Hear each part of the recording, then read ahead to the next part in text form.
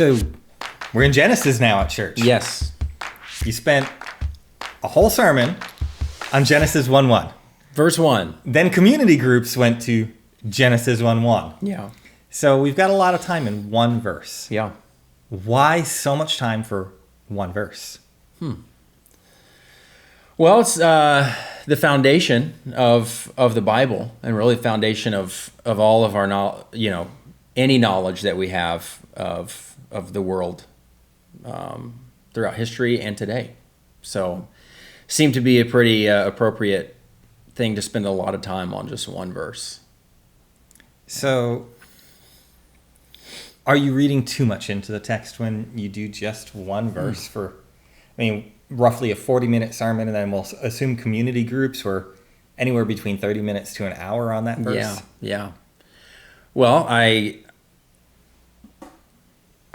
think that 30 minutes to an hour conversation in community groups shows that, wow, there's a lot here in this first verse. And the Bible has a lot to say about the truth that is established in verse 1. In the beginning, God created the heavens and the earth. So the Bible really serves as a great commentary on the first verse because it shows how people in that world responded to the truth of God creating in the beginning. So God's people saw that as a foundational aspect to their worship of God and their view of God. And so I think we saw that in our community groups last week. We were at my community group, same thing. We spent a lot of time just talking about all the verses in the scriptures that point back to verse 1 of chapter 1 of the Bible. So, yeah. So in the beginning, God created. Yes. You kind of talked about this, and we haven't heard from you yet, but what about the beginning? That's just something hard to fathom. So yeah, God created everything in the beginning. Well, So before the beginning, there was God. Yes. Explain that. I wish I could. I wish I could. It lays the proper context for how all things began, and so how to understand God being before there was time is something that's really hard to wrap our minds around. But we don't believe in some kind of uncaused cause. God is the only uncaused cause. If you go back, you allow your mind to go back to, well, what started this? Well, what started this? Well, what started this? Something started the ball that's rolling past us, right? And so Christians have affirmed throughout history, based on what the scriptures say, that God is that uncaused cause. Mm-hmm. He is the one who got things moving in his eternality, if that's a word. So yeah, I think it's interesting. We try to make sense of this. You and I were talking about this the other day. We try to make sense of all this with logic and reasoning, which is a God-given thing. He's put a brain within us. He's put reasoning within us. But as Christians and as just created beings, we believe that logic and reasoning doesn't just come out of thin air, that's actually given to us by God, who created. And so I think when we try to trump God with our logic, we're putting the cart before the horse. Because how do you God hasn't how can we explain the giver of logic with logic in a way that outdoes him or tries to unexplain him in some ways? That makes sense. Yeah. So I think when we start doing that, we're trying to explain away the giver of logic with logic, and in that's where it just becomes completely unexplainable, or it confounds us in some ways. Yeah, and the Bible gives us a right understanding of how even to understand creation. Hebrews chapter 11 opens with that it's by faith we believe that God created the world from nothing, or created by His word, so that things that are visible came from things that were not. And so as we talk about logic, we also understand that we accept by faith that the world was created from nothing by God. And no one operates without faith. Even the person who doesn't believe in God That's right. is operating by faith. And even the science that is used to explain how the world began, it's amazing how quickly scientific discoveries really kind of go obsolete. You have scientific discoveries that within 10 years, maybe shorter, they don't have very, very much of a shelf life. It's like, oh, well, we figured out something more that makes that theory completely useless. It's not even something that's a building block. That science that we discovered then isn't even good for a building block for what we know now. It's actually been totally disproven and needs to be completely discarded. And so there's a lot of faith that's required in how to understand the world from various worldviews, various perspectives. And Christians are those who don't shy away and don't apologize at all with, yeah, this is a matter of faith. Those who want to reject God will be bashful about the concept of faith, but they need to at least be honest enough to say, yeah, we're accepting a lot by faith, not faith in God, but faith in our own constructs, faith in our own ways of measuring things. So it's a faith-filled, faith-inspired journey. But I think you just hit on something here. I don't think this is the only faith-inspired journey, because even as you were preaching through this, I think we chatted about this at one point after you preached it, was my mind wandered to, so is evolution just easier to believe, like the whole Big Bang Theory, because there's a definitive beginning, but it started the same spiral of, well, if something exploded and created everything, well, where did the something come from? Right. And then what made that something? Yes. It was the same spiral out of control. Yes. So I think like the evolution theory or the Big Bang Theory, whatever, still has that faith component that Absolutely. Most of the time you don't go past the fact that, well, it just exploded and started and it's just accepted as a beginning. Right. But nobody thinks past that. Well, where did this something come from? Yeah, that's right. But with Christianity, that question comes up all the time. Well, then where did this God come from? Right. So why can't we have the same question about these other belief patterns? Yeah, it's good. So I think in Genesis, as I've read through it, something that I see a lot is the logic problem. I think Genesis is full of human logic doesn't fit the God that created it all. Right. And we're constantly trying to put human logic into Genesis. Right. When we're going to find we're just going to have to accept what God did as something God can do. Yeah, and it's not that logic is something that we dismiss, but it's that logic begins with God. Right. It's not that we say, well, God, so logic doesn't make sense. It's that logic has an origin, and that is God because he created it. And so logic is not something that we dismiss, and I don't think you were trying to say that. No. But it does have a beginning, a starting point, and that's Genesis. That's what Genesis means, right? It's the beginning of all these things, and so that's where we start from, rather than start from down here. We start with God. Let's shift that logic for a second, because all of creation is illogical. It just is. Right. God spoke, and there it is. Voila. And there's a lot of different theories about how long creation took, when the Bible says it's a day. Regardless of whether you think it's a day or 1,000 years or whatever, it still feels illogical that God can just speak and there it appears. Yeah. Even like the plants, God spoke and there they are. And this past Sunday, I was reading when you were preaching, there's a certain sequence that's followed that I never picked up on before. God created plants and then they were seed bearing. Right. It doesn't say he planted a seed and waited years for it to grow. Yeah. No, he made a plant that was seed bearing that then made more of its kind. Right. But our logic is you have to plant a seed. Right. Or wait for it to grow. Yeah. That's then great. for a lot of like fruit bearing trees, you have to wait at least 5 years for them to even bear fruit. Right. But creation doesn't really support that. It took years and years and years. Yeah. But our human logic wants it to. Absolutely. I mean, we've all tried to plant plants. I'm good at killing plants. Right. and I know how long it takes to make a plant do anything. Right. Unless it's die in my house. Well, Right. I can do that in a couple days. Yeah. So it's just, I see us trying to put this logic in a lot. Right. Sometimes it's a lot easier to believe. Well, it had to take years. Yes. Yeah. So creation And is just those one of those things. those kinds of scenarios pop up more than once in the scriptures. In John chapter 2, Jesus turns the water into wine in an instant.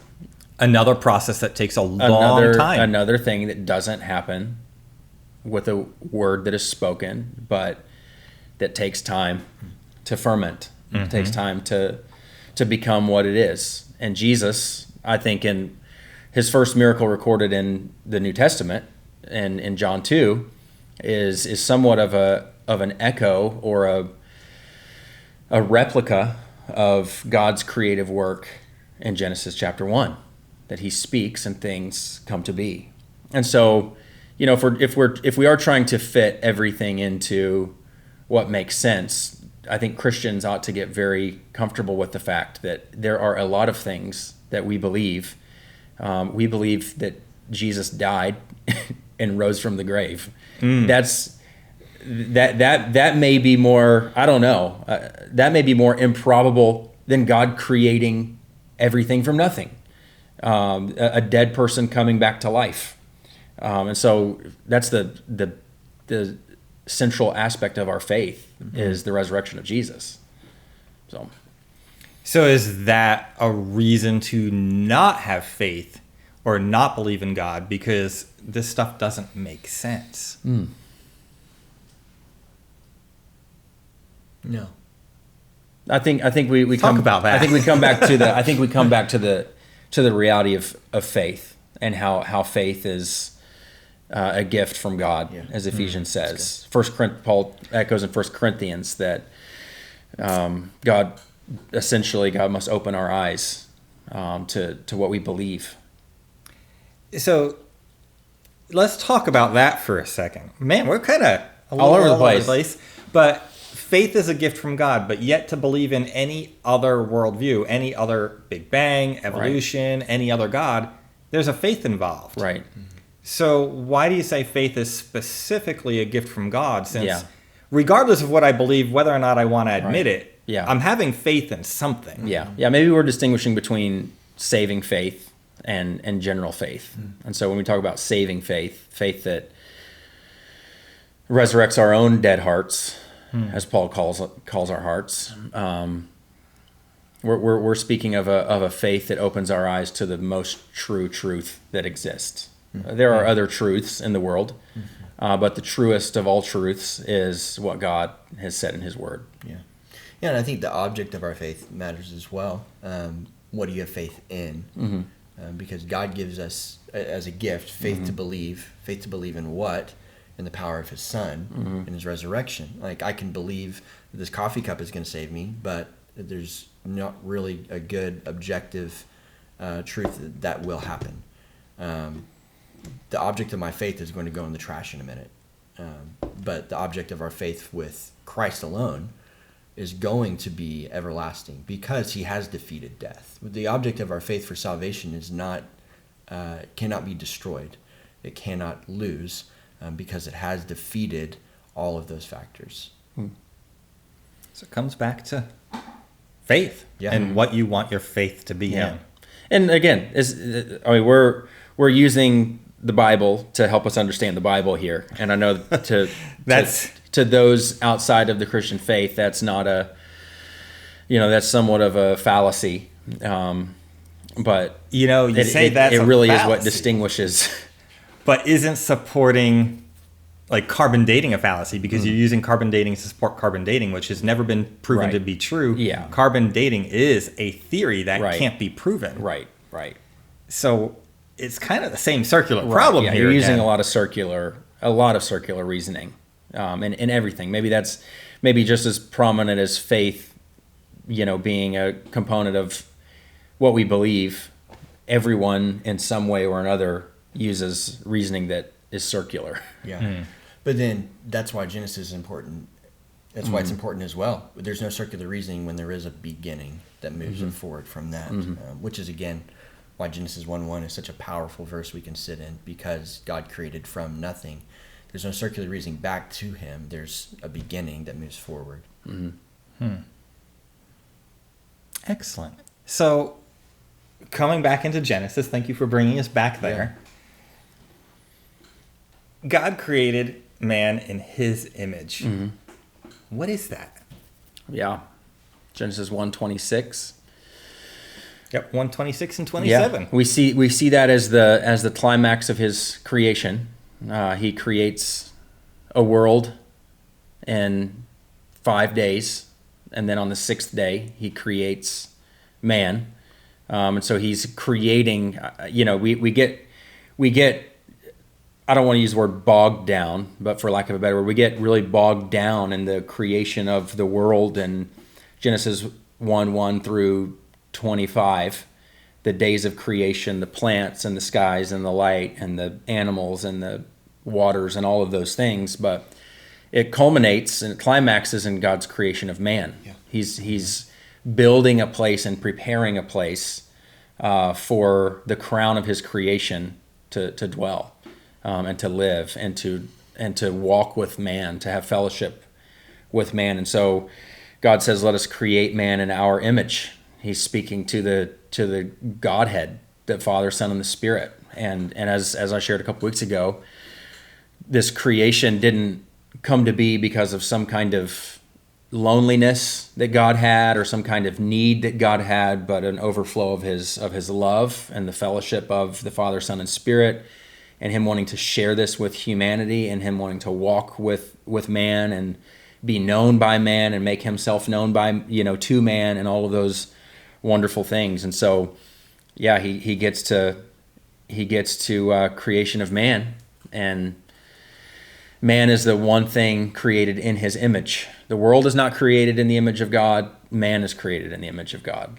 So when I hear an image of, though, I think of the looks. You look different than me. You look different than me. All three of us right here at this table look very different. So what is God's image?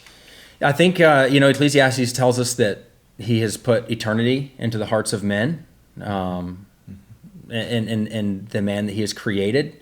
And so I think some of that image includes man's desire to worship, man's inclination to worship, to be known, and to have a very intimate personal relationship with God.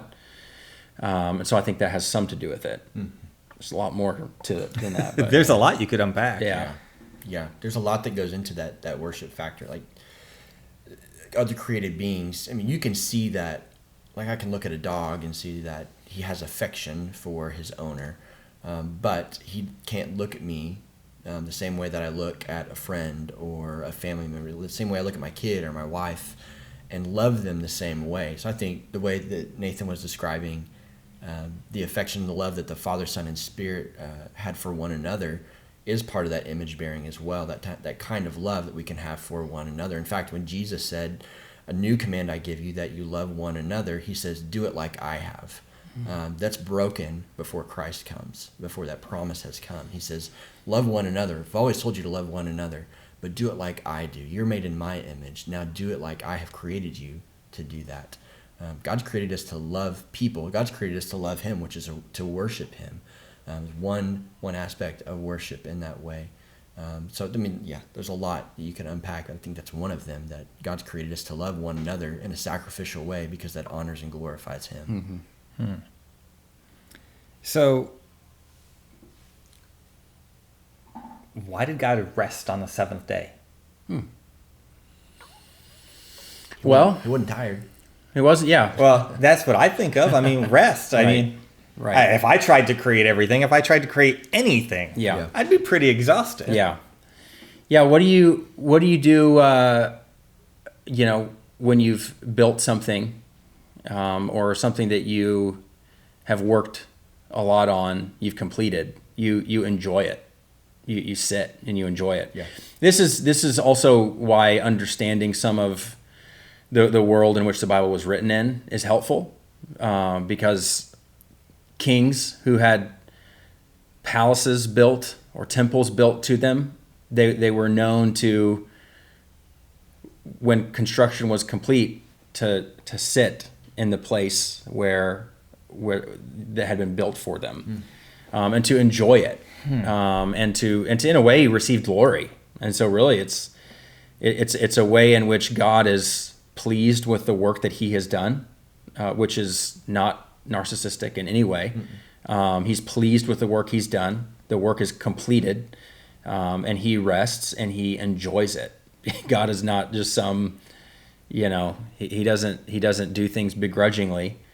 He takes great joy in his creation, and the work that he does. And I think that ought to frame at least the foundation of how we understand God's rest, not as one who's tired. Psalm 121 says, he doesn't sleep nor slumber. And so there's nothing about his rest that ought to indicate that he's doing so from exhaustion, but from enjoyment. He's enjoying what he's created. Yeah, I was driving by the front of my house this morning because I mowed my lawn. Oh yeah. You ever mowed your lawn like late at night by accident? Like you start and the sun starts to set, and you're like, Sometimes just out of need, not even by accident. Exactly, yeah. Well, I mean, the sun starts to set by you're getting into darkness by accident. So last night I finished mowing my lawn, and I realized I can't see how this looks right now. So I walk around with a flashlight. So this morning, as I was leaving my house, I drove one way down my street and back down the other way because I wanted to enjoy the look at my look of my lawn. Something about freshly mowed lawn. That's looks right. Nice. That's right. And that can easily turn to pride. But just like Nathan was saying, there's no pride within God because it's rightly due to him. Yeah. That's his creation. That's all from him. That's in the beginning God created.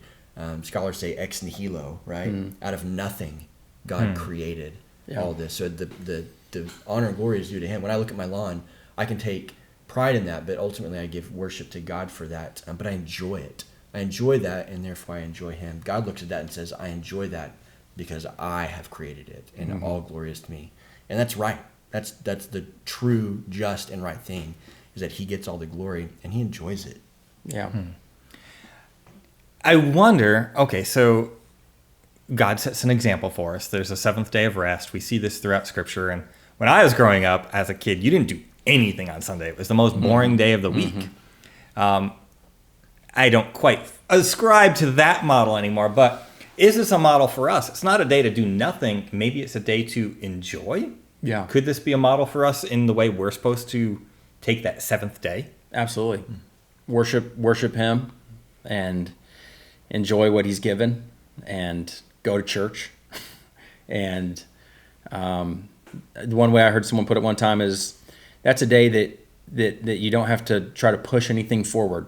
It's a day that do something, that's relaxing, that's fun, it's God honoring. It's a day that don't apologize for not seeking to press anything forward, but really just to rest.